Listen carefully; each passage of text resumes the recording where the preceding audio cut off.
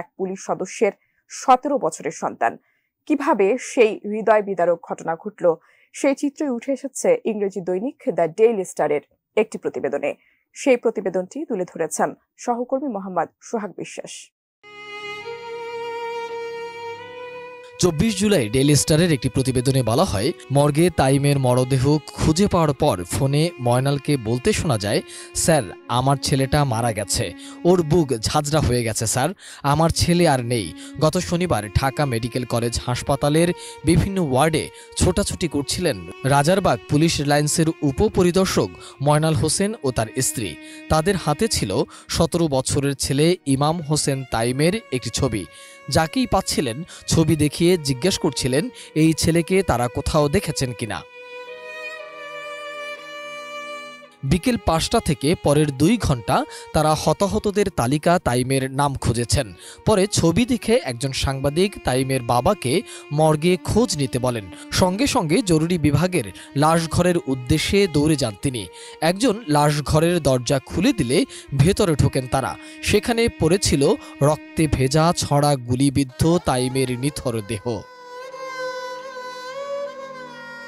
ছেলের মরদেহ দেখে স্তব্ধ হয়ে যান ময়নাল হোসেন। তার স্ত্রী মেঝেতে পড়ে মূর্ছা যাওয়ার আগে চিৎকার করে বলছিলেন, ও আল্লাহ, আমার পোলারে কে মারলো? তুই আমারে না বইলা কেন বাইরে হয়েছিলি?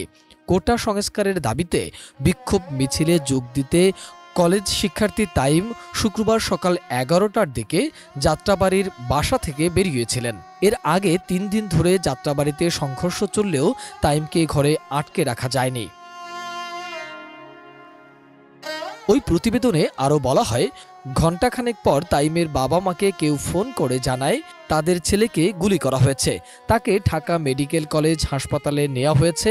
ময়নাল বলেন, কোটা সংস্কারের দাবিতে আন্দোলন শুরু হলে আমার ছোট ছেলে তাতে যোগ দেয়। তাকে শুরু থেকেই না করেছিলাম আন্দোলনে যেতে, কারফিউর মধ্যে তাকে বের হতেও না করেছিলাম, কিন্তু আমার কথা শোনেনি।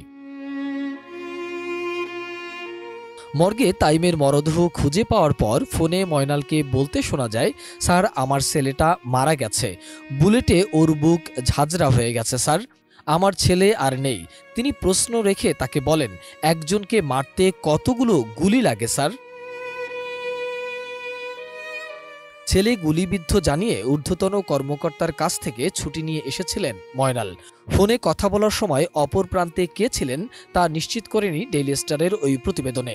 শুধু ইমাম হোসেন নয়, বাসায় থেকেও গুলিবিদ্ধ হয়ে মৃত্যুর ঘটনাও ঘটেছে এই আন্দোলনে।